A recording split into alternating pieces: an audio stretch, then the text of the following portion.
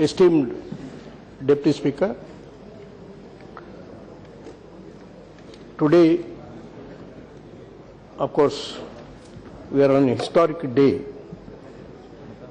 when we are considering a transformational taxation law, which will definitely herald a new era in the economy of this country. The purchasing power parity PPP terms now, according to the latest data, the Indian economy is now 4% larger than that of Japan, just about half the size of the US economy. Indian growth of 6% therefore is equivalent to American growth of 3%. India continues to outperform. Its relative contribution to world growth and output can only grow. Throughout, whatever the crisis, whatever the challenges, fundamentals of the economy of the country have been always strong. We should acknowledge that. The Honorable Finance Minister has reeled out the journey of the processes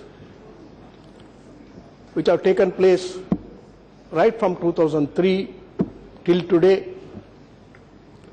And I would rather say, add up that offshoot of 1991 great reforms in the economy of the country has ushered in some of these revealing, revolutionary thoughts, and we must acknowledge the idea which was mooted by Dr. Manmohan Singh under the Prime Ministership of late P.V. Narasimha Rao. It's a process. No one can say at any point of time this is a flawless law, because it is an experiment. It's always a story in progress. I don't want to come out with any more details of the historical journey which the country has undertaken. On this, we don't dispute those facts. It should have come much earlier.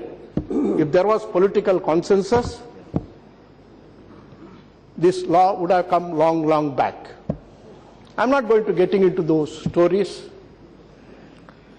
all the resistance, but today at least we are here, Congress party is here to extend our full support for implementation of the GST. In fact, the matter, but only one concern which all of us in the Lok Sabha, including the ruling party, is that this House has been taken as a junior partner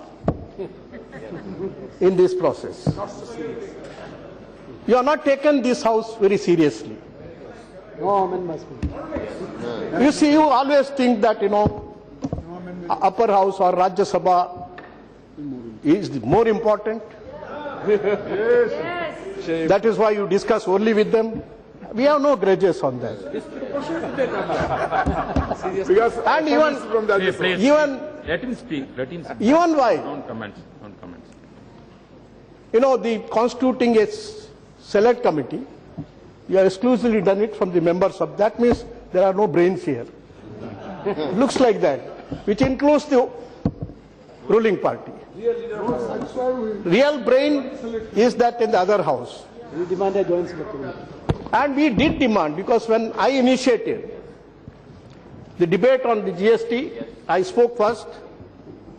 I did suggest some of these points, including all that one cascading effect of 1%. We opposed it. I'm happy that you have agreed on that. We demand for a joint select committee. And we demanded for a joint select committee. You bulldozed it because you have the majority. You had the majority. But you had to come down. you had to come down in the Rajya Sabha and appointed them. If you had to include some of, members of both the friends here, I think things would have been much easier. It could have been appreciated by all of us. Yes. And today, we could have reduced some of the flaws which are still in the bill. I think. We passed 2 laws. Yeah. Joint select committee. Democracy is not. And even in the joint security, we passed 2 laws. We are not opposed to it. Democracy is not majority consensus. Yeah. I agree, because the democracy is not majority. With the consensus of not only both the houses, but also the consensus of all parties, inside and outside the house. That's the point. Before I proceed on little more details, not repeating whatever is said in the Rajya Sabha, there is no point because all of us have heard about it. I have a few points which I would like to highlight here. GST is expected to reduce 3 of the costs.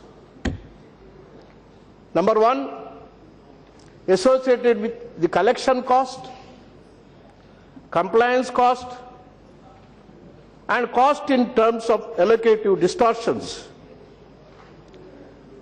You have 2 objectives: ease of doing business and enhance efficiency in the supply chain by obviating the need to have branch offices created to avoid the interstate sales tax, reduce transaction costs by ensuring seamless trade in commodities. These are all the objectives. But you should also add one more thing, that is the governance. Over and above everything, unless there is a governance element, nothing of this could be achieved. I think that should have been added here.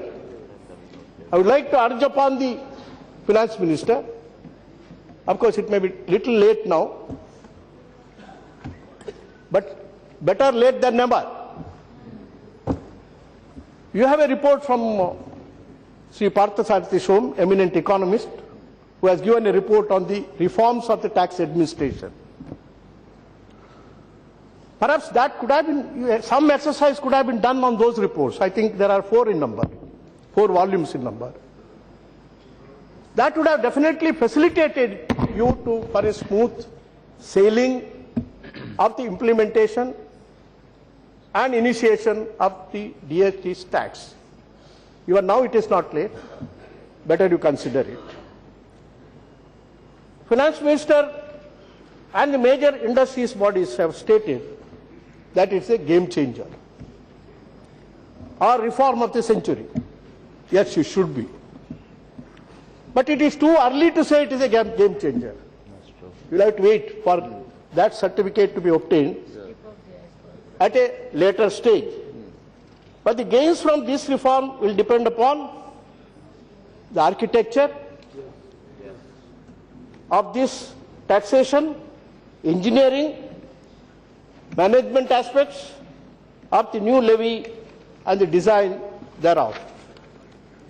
That is why I said it is too early to call it as a game changer, as a great revolution. No doubt it is. It has to be. And in fact, we'll have to think, therefore the time is opportune for the trade and industry to go into the nitty-gritty of it, of the new levy, and actively engage with the government to ensure it's smooth. That is not seen. That is not visible. That is how you get into problem tomorrow. The bill provides only a minimalist framework for the levy of GST, not the maximum.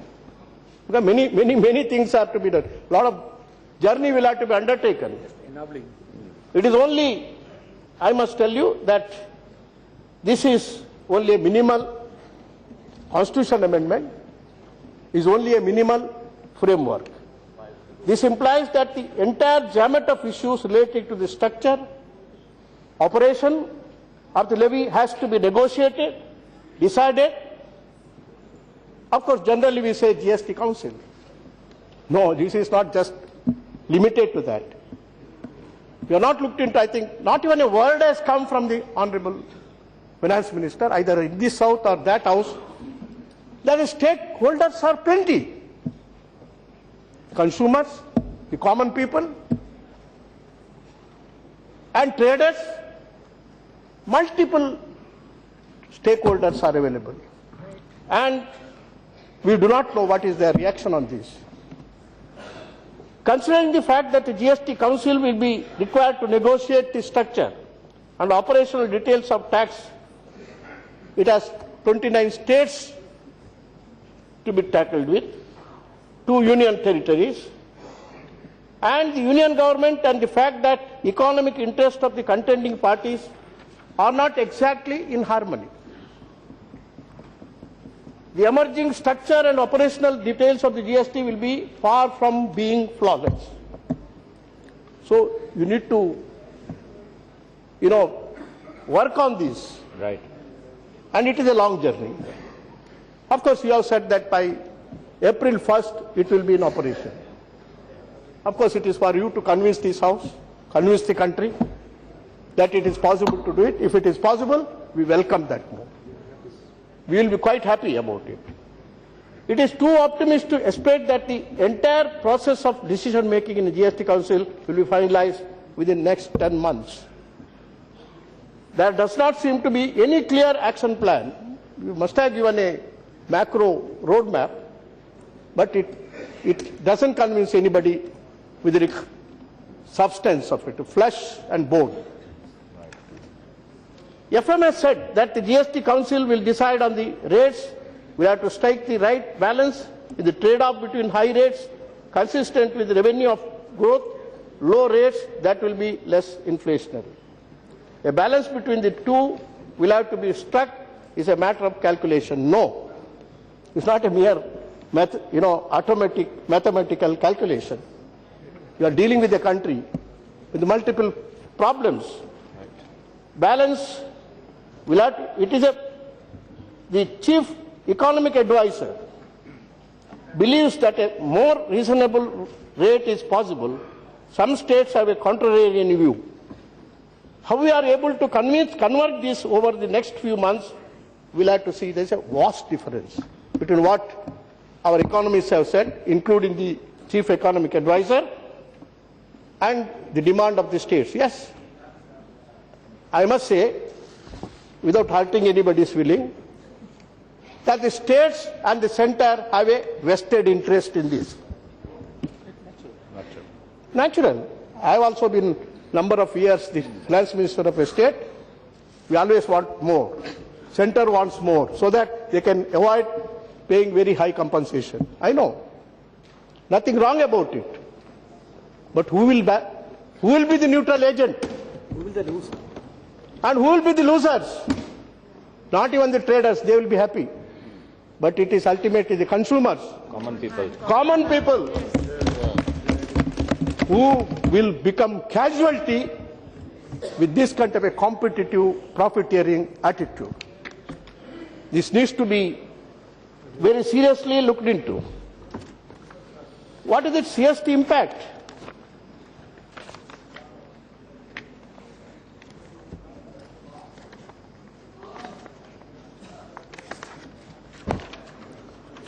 Whether there will be inflation will depend on what the slabs and what will be the rates under GST. It's always feared that there can be inflation. I will come to that part a little later. Damages from bad reforms were well demonstrated in the past, in India, not only in other countries. And the most notable of all experiences was the introduction of MODVAT in 1986. Overeager then Union Finance Minister initiated the reform without any preparation, although the recommendation to transform the excise duty into a manufacturing stage value added tax, MANVAT, was made by the JA Committee in 1976. The consequence of this poorly implemented reform was that the revenue from excise duty relative to GDP declined from 4.8% in 85-86 to 3% in 88-89. And this happened when customs only duty had to be reduced as a part of the opening up the economy. So we have this half-baked, distorted version of even if we have big reform may ultimately land us into more difficulty. And difficulty to the consumer, difficulty to the economy of the country. Right. There are significant concerns about the problem of a very high GST rate coming out of the arrangements that is envisaged in the 122nd Amendment. What will be the GST impact? The moot question is whether GST rates will fall over the time and whether it will rise with the time, as evidence in the case of VAT would suggest. We have an experience. I was also heading a tax reforms commission in Karnataka, and Dr. Parshatisho and also Dr. Govindrao were also members of my commission. We came out with a module of the VAT. It was also taken seriously by the then Empowerment Committee. We don't regret that, because today VAT is the most successful experiment ever done in the country. Right. We started with a low rate, not a very high rate.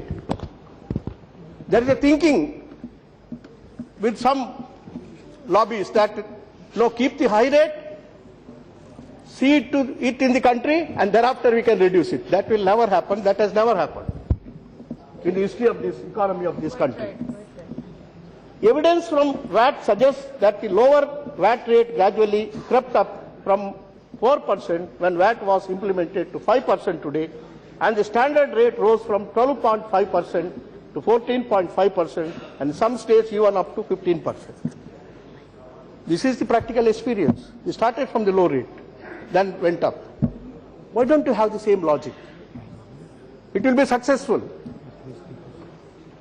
If you move to standard GST rate of 20% or more, it will be a big spurt in the case of services. It will also not result in any significant cut in the present excise VAT rate. The simple theory is that collect what is collected today from all the items. That's all, so simple. It doesn't require big calculations on this. But if we want to make profit out of it, then we will be doing greater disservice to the reform process, greater disservice to the economy of the country. 4%. That is how I started with PPP. And you will be damaging the economy of the country. Right. Kindly reconsider some of these aspects. If we move to a standard, if we move to a standard GST rate of 20% or more, it will be a big spurt. That is why it is necessary and justifiable to cap the standard GST rate at 18%. That is also little more, even after giving a cushion. But it cannot exceed 18%.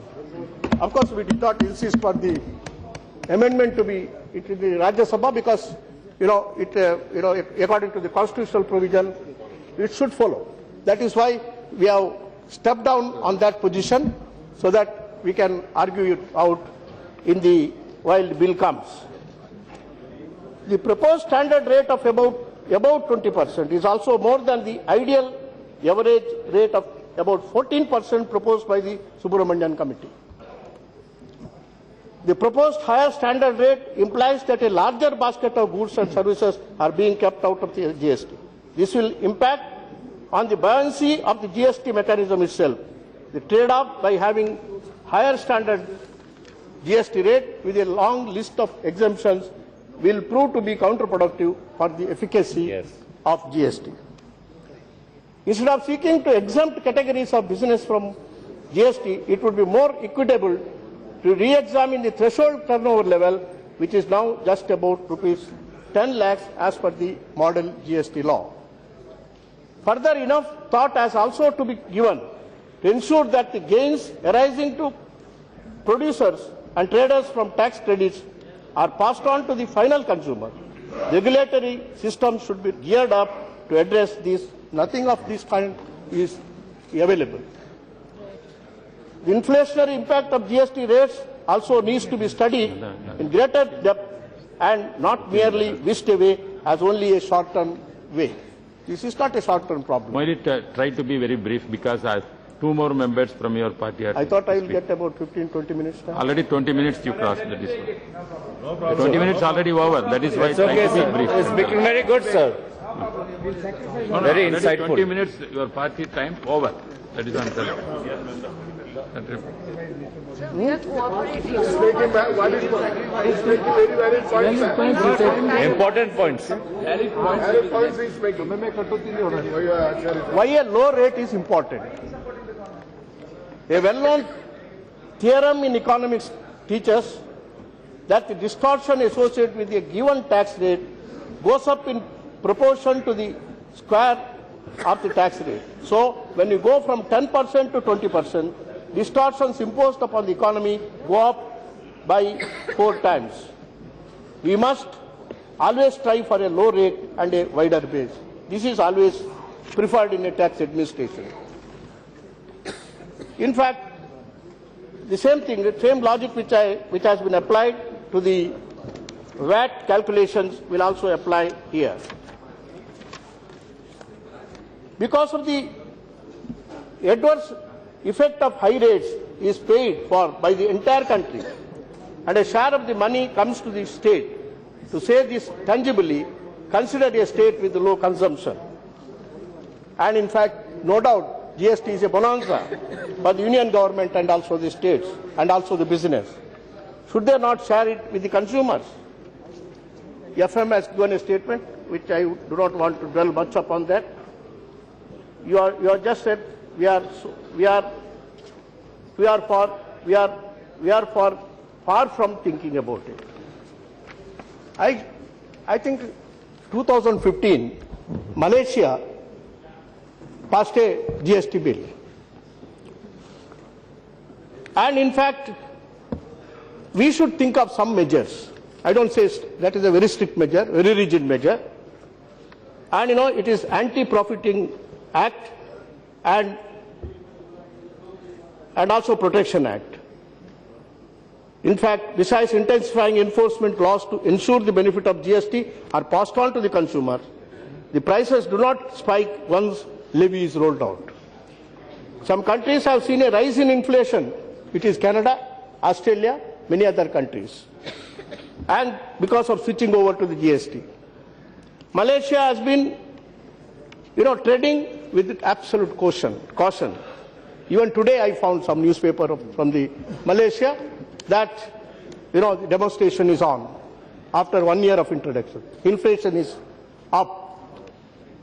And I don't think, we should, having learned this, you must learn these lessons. Even US, which is a federal government, they are not introduced GST. You must find out why they have not done it. And still they have a national market. I think we need to ponder over all these things, not shut our, eyes on this. Price control and anti-profiteering mechanism determine unreasonably high profit. Regulation 2014 specify that the period for the determination of unreasonably high profit is from some date they are given. I don't want to dwell on that. And in the Indian context, we should also take some precaution so that the profiteering lobby will not thrive over this. In fact, you need to engage with the people. And in fact, I would rather say that you say one India, one tax and market, one market.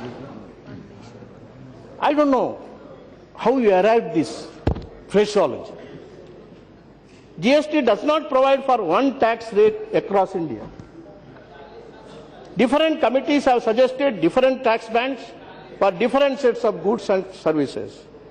Chief Economic Advisor Arvind Subramaniam headed one such committee. Many such committees have come. An ideal GST would have one tax rate for each item across the states, but many states will demand that the GST Council allow them to decree substantial, additional levies.